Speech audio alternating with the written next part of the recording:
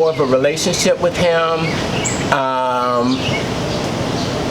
That's good. Yeah, and I think that sometimes he comes off as being not a big brother, but being a preacher. Yeah. A preacher, and that's something that I don't particularly like about our interactions. Mm-hmm. But I don't see it. They say, okay, don't change other people. You're not going to change other people. You're not going to change other people. So you have to learn to, adapt to it. And I think that's where I'm at this point. Awesome. I think that's brave of you to talk about because, and kind of like I told you before we started this conversation, I'm an open book. I'm not going to act like I have everything down. Me and my dad just started having this like really close bond together. It was not always there. I've actually gone years without talking to my dad because I didn't like our interactions either. And but I think that all of us face that with someone we love. And to me, that's where it's almost a good thing because that's where the inner work starts if you allow it. And if you don't invite that inner work to come in, if you don't want to have hard conversations with people that you love, then that kind of has something more to say about yourself and maybe how deep you're willing to meet other people if you haven't done that inner and deep work. And to me, it was a beautiful experience kind of coming back to, like, for instance, Father's Day just passed, and just being able to kind of post something about that wasn't so foofy of like, oh, me and my dad, but it was more like I was not always a daddy's girl, and just being truthful in that because I'm not ashamed of like my hard past.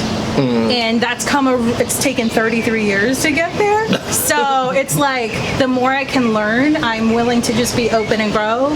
And to me, that's the beauty of the journey that we have, So, yeah, I get you. Nice. So, you have in your hand there. I know, just keep holding it like a baby. I'm like cradling my book. Wow. That book is pretty eye-opening. I've read a few chapters of it, and I thought, wow, this is really good. This is really good. This came from you, huh? Yes, I'm actually excited to say, no ghostwriter. I definitely wrote every single word on every page, and it was a labor of love. It's my first book. I have co-authored in many others, and I'm writing my second, but this is my first baby, Thriving into 30. 30 Things Guide for the Growth Mindset Girl. Read to us one of your, just an excerpt from what you would say is the most impactful chapter, or your favorite. I'll stick with the favorite. Okay. Because the impactful chapter is gonna be different for everyone. Okay. Again, there's 30 chapters in this book, Thriving into 30, and one of my favorite chapters is, if travel was a love language, it'd be mine. Okay. I don't know if you've ever taken the test to figure out what your love language is. I love talking about travel because travel is something that changed my life. Travel is something that I talk a lot about in the book, and I would say don't skip the preface and the introduction. I really talk about this exciting journey I had of backpacking right after I had my business divorce, before I didn't know what I wanted to do, start my own business, go back to corporate, I don't know, I was lost. And I ended up going to Europe to backpack for about 21, 22 days, hit 8 countries. and discovered so much of myself. And that's something that I had to put in the book, because I feel like traveling, especially solo, is something that really opens your heart more. And when you're away from family, when you're in a foreign country with people that don't speak the same language, that have a completely different culture, even down to the everyday, like having to figure out the metro system on your own, like in a different language, and you have no idea where you are, where you ended up. Like, it's just the coolest thing. And so that's one of my favorite chapters, and it's chapter 22. Just the power of being able to travel, and if that was a love language, it would be mine. So wow, you bring up that interesting point. When you're traveling, I think maybe your senses are more aware. yeah, You are at a heightened sense of awareness, and when you're in your normal, comfortable surroundings, a lot of things go on autopilot. And our everyday almost. yes, and you don't pay attention to those small things around you. Like, for instance, here we can hear the noises around us, the birds chirping, the sound of the water cascading. There's a nice waterfall that way, by the way. Yeah, this is a beautiful scenery here. Beautiful area. Yes, I love this part of San Antonio and this new museum stretch of the Riverwalk. But that may be one thing about travel, is that your senses are more heightened and you're just more aware of things around you. For me, I love travel also. Yes. And being in a different place where you don't know the language, you're not using those automatic responses that you're using on a regular basis that become just monotonous, almost on autopilot. Or right? also, for instance, maybe now you are getting into the same vehicle every morning, going to the same place, around the same people, and to me, every morning I woke up somewhere different.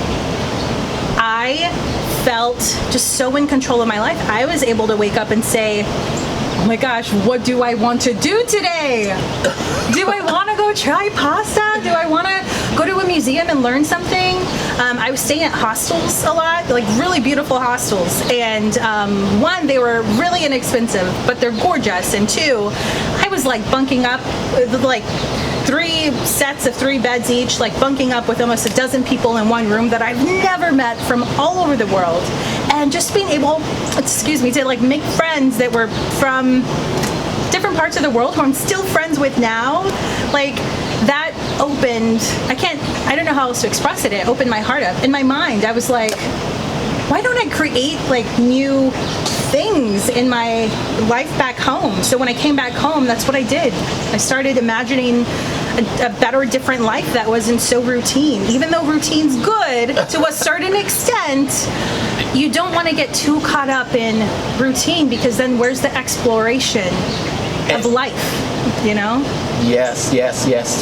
Habits are good. A daily routine to get you moving when you need to. But yes, variety. I love it. But not monotonous. Not that, Yes. exactly same thing every day. Yes. I saw a chapter in your book, and it was. I'm trying to think which one. It was what?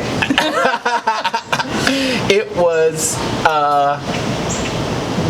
When you look in the mirror, do you love what you see? Or I think the title was, do you like what you see when you are naked?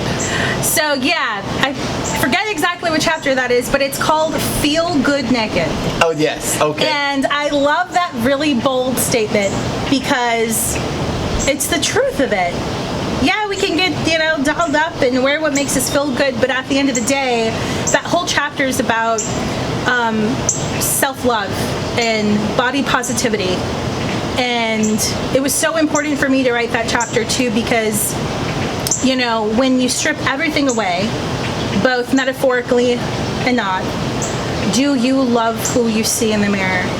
And have you filled your cup up enough, don't say that 5 times fast, to be good with who you are, to go to sleep at the end of the day and say, you know what, I'm my conscience is clear. I feel like a good person. I've tried my best to hit every goal that I could possibly do today. Or I relaxed so deeply today because I wanted to give my body the nourishment of good food and sleep. That's important. And yes, feel good naked. That's one of the chapters. Yes, oh my goodness, just the first couple of sentences, you write in such a way that is very vivid, and it really made me imagine. Awesome. It made me imagine actually looking in the mirror, and I put myself in those shoes. So very, very, very great job of writing. Thank you. I don't know where you get your writing skills from, but you're a journaler. You journal. Oh my gosh, yeah. Okay. I have journals dating back since I was probably literally 10 years old. And when someone asks you, if your house was burning, what's the one thing you take? Obviously my dog is always by my side, so she'd be right there with me, but I would take my box full of my journals. And I actually I don't have it with me now. I didn't bring it out of the vehicle with me, but I think one of my most important journals even today is the one that I just wrote in coming back from my experience I had last week with Dr. Joe Dispenza. Oh, that's for a whole other story, but yes, I want to get to that. Actually, the first chapter in the book is the power of journaling, because you can just go back to an excerpt of that time. And if you ever get confused with your self-growth, just look